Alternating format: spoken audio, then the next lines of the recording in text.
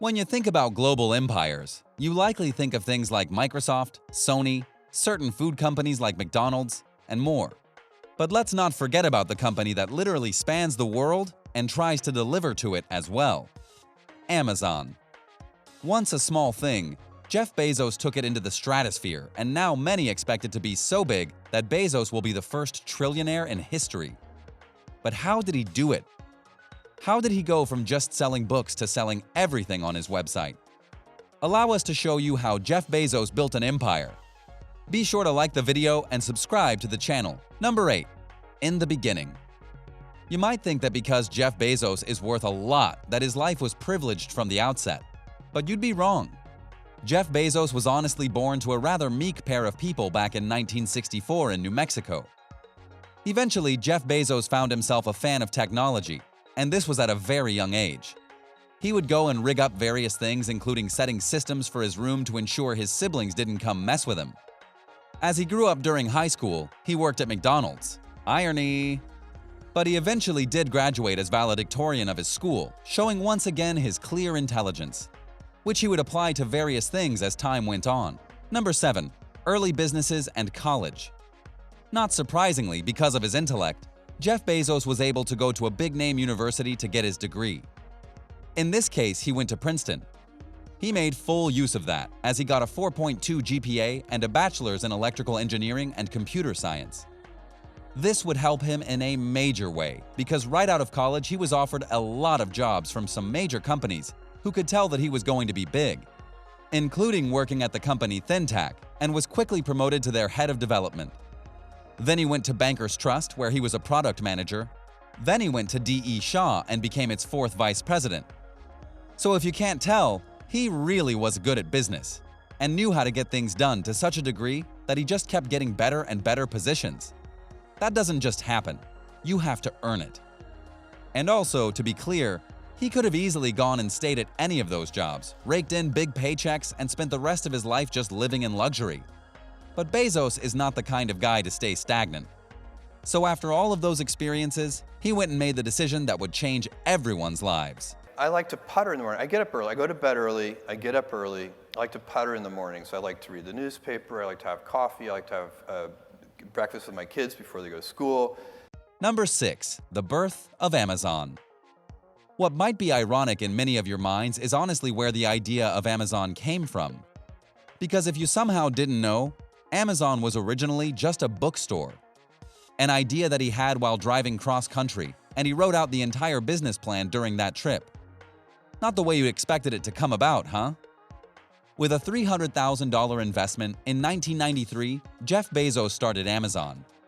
Yet ironically, while he did have early investors, he warned every single one of them that the project was likely to fail. So much so that to help inspire his workers, they had a bell in the office that would ring every time an order was placed. Within 1 month, they had numerous orders from all 50 states, showing that his idea was likely not going to fail, or at least, not yet. Number 5. The hustle. Don't get us wrong. Though Amazon did indeed become a juggernaut, it didn't start that way. Even with their early successes, they still had to do various things to keep afloat, including having their offices in places like Jeff Bezos' garage, finding loopholes with distributors in order to figure out how to save money and yet still have books in stock, working very long hours, and so on and so forth. This was not an overnight empire. It's just not how it worked, especially in the days of the early internet. So yeah, it wasn't the easiest thing to get to where they wanted, but they did get there eventually. Number 4. Expansion. After helping cement their success, Jeff Bezos knew that the next step would be to expand, and expand rapidly. How rapidly? Well, after he took the company public, which means opening it up for people to buy stocks and thus make the company worth even more, Jeff Bezos took a lot of the money that he made and started buying up rival competitors so that he could expand Amazon's reach. This led to the company going from a small part of the world to just about all corners of it. That being said, there were some major hurdles that came with this expansion. Because while they were still doing well, they still needed help at times, and Jeff Bezos needed to apparently borrow $2 billion to keep the company afloat. Which is not something you'd think about today, because if Bezos needed money, he could pay for it himself. So how did they get back on track? You know the answer to that. So where did the name Amazon come from? Earth's biggest river, Earth's biggest selection. Okay, that seems simple. Number 3. The modern Amazon. Knowing that books wouldn't be enough to keep them afloat, Jeff Bezos started to do more and more to expand Amazon in the sense of people needing to buy things there, because they had so much. The Amazon website slowly became what it is today. They added in things like music and videos that you could get on Amazon, as well as slowly expanding their reach into the other markets of items like games, clothes, and more. And of course, they still kept their book sales going, and they made a major splash with the Amazon Kindle, bringing digital books to the world and helping revolutionize that industry even more. Yet there's still one more major step that Bezos had to take to become the mega juggernaut that you all know and often love. Number 2. Shipping. Not surprisingly, at one point in time, Amazon didn't ship their own stuff. Rather, they went and did what everyone else did in regards to going to the post office, which was fine for a long time. But then, one time, the post office left thousands of Amazon packages that apparently contained Christmas gifts in their warehouses on Christmas Eve. Bezos swore that would never happen again, so he created his own shipping services that would allow packages to get there faster.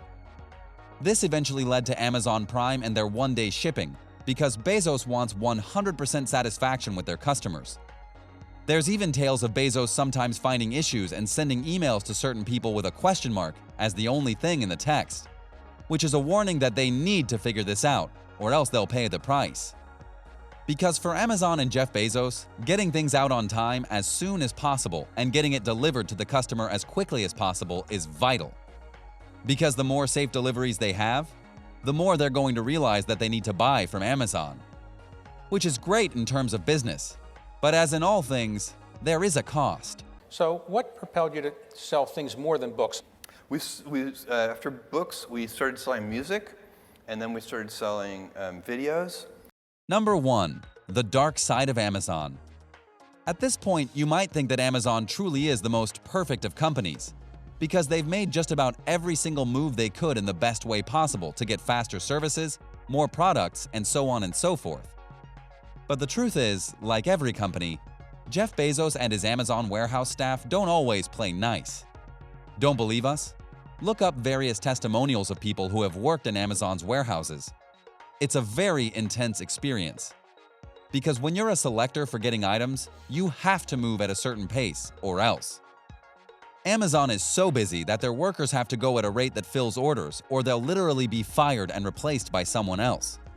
They've had various worker complaints over the years, and during the pandemic, which arguably was the best thing for Amazon in terms of sales, they put a gag order on everyone so that they couldn't talk about the sickness or even say out loud whether or not they may be sick. Why do they do these things?